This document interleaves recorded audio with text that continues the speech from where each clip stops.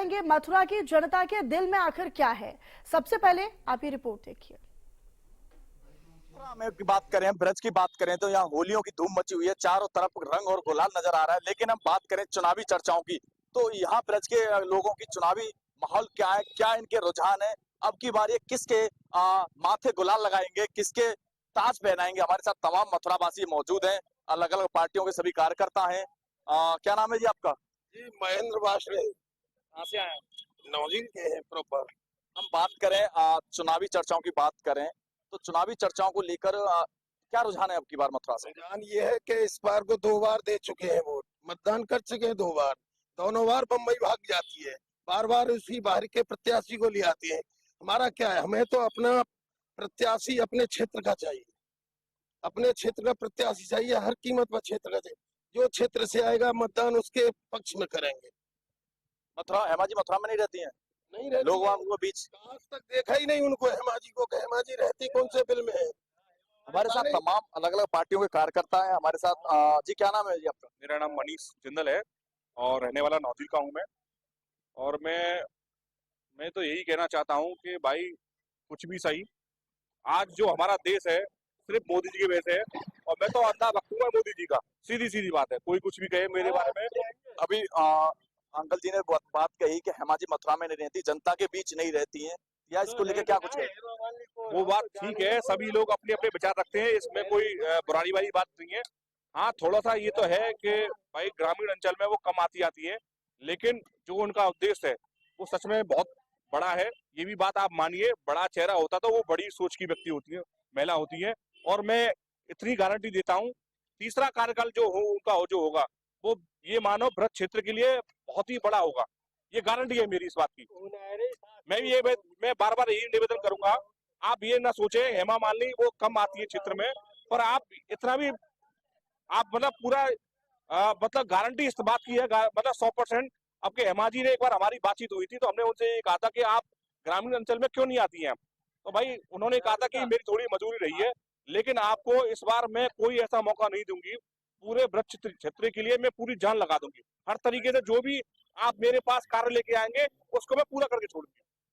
हमारे साथ बीजेपी के कार्यकर्ता थे, इनका कहना है कि हेमा जी कामों पर ज्यादा ध्यान देती हैं लेकिन जनता के बीच नहीं रहती हैं। और भी हमारे साथ अलग अलग पार्टी के कार्यकर्ता हैं। जी क्या नाम है आपका? संजय चौधरी, प्रधान ग्राम देदना। प्रधान जी, हम बात करें विकासों को लेकर, आप वर्तमान प्रधान भी हो, हम विकासों को लेकर बात करें तो ये हेमा जी का क्या विकास रहा था पिछले 10 साल? नहीं, हेमा जी ने विकास तो किया है, इस बात नहीं है, लेकिन लोगों के पास जाति कम है, लेकिन विकास तो उन्होंने किया है और करती हैं और करेंगे भी आगे। और सबसे बड़ी बात ये है कि देखो, हेमा जी एक बाहरी नेता है वहाँ है, लेकिन ये मोदी योगी के नाम पे चुनाव होता है ज्यादातर, ठीक है? तो योगी मोदी के नाम पे वोट को धुआंधार पड़ता है और योगी मोदी की सरकार में विकास भी हुए हैं, काफी विकास होंगे भी आगे, उन्होंने खूब विकास किया है, ऐसी बात नहीं है। जमीनी स्तर की हम बात करें कि यहाँ हेमा जी का क्या रुझान रहेगा, क्योंकि जो चुनाव यहाँ से प्रत्याशी खड़े हुए बीजेपी से जो प्रत्याशी है उसको लेकर क्या कुछ होगा? बीजेपी की तो लहर है, बीजेपी की लहर है, बीजेपी की लहर रहेगी। हम बात करें विपक्ष की तो अभी विपक्ष का कोई नेता सामने नहीं आया है, अभी हेमा मालिनी ही फाइट में नजर आ रही है। तो और भी हमारे साथ अलग अलग पार्टियों के कार्यकर्ता हैं।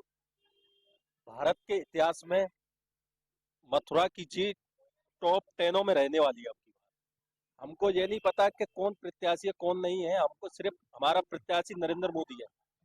हम सिर्फ जानते हैं नरेंद्र मोदी जी को जानते हैं, नरेंद्र मोदी जी ने किसको प्रत्याशी बनाकर भेजा है, क्या भेजा है। जो भेजा है हमारे लिए बहुत अच्छा प्रत्याशी है। श्रीमती हेमा मालिनी जी भी हमारे लिए अच्छी है, कार्य करती है। ये जरूरी नहीं है नहीं, युवाओं का कहना है कि बीजेपी के आगे जो भर्तियां हैं, जो भर्तियां रद्द हो रही हैं, पेपर लीक हो रहे हैं, तमाम भर्तियां थी वो कैंसिल कर दी गई, युवाओं को रोजगार नहीं मिल रहा, बेरोजगार युवा सड़कों पर घूम रहा है, इसको लेकर क्या कुछ होगा? कौन बोलता है कि बेरोजगार रोडों पर घूम रहा है, सब कुछ। क्या नाम है आपका? प्रदीप सिंह। प्रदीप, आप यंग हो, जॉब देखते हो, नौकरी कर रहे हो? जी कर रहे हैं। गवर्नमेंट या प्राइवेट? प्राइवेट। हम बात करें नौकरियों को लेकर तो इस सरकार में किस क्या कहोगे? बीजेपी सरकार द्वारा जो योजना चलाई जा रही है, सारी योजना सब बढ़िया तरीके से चल रही है। जो काबिल है इसके उसको योग्यता मिल रही है और जो काबिल नहीं है उसको योग्यता नहीं मिल पा रही है। क्योंकि यहाँ की जो जनता है इनकी, और भी हमारे साथ जुड़े हैं, तो इनकी जो हेमा जी को लेकर क्या इनके रुझान है, क्या इनको जी बताएं। ये 2017 से सरकारी एक भी नौकरी नहीं निकली है, बच्चे हमारे पढ़ लिख करके घर बैठे हैं, 2017 से, और बार बार दुनिया की भर्ती देखते हैं, कहीं की भर्ती में कहीं कोई नंबर नहीं। 2017 से ऐसा लोग लगा दिया है, आखिरकार बेरोजगारी इस तरह से रहेगी तो ये जनता कहाँ जाएगी? नाज दिलाने से, नाज खाने से पूर्ति परिवार की नहीं होती है।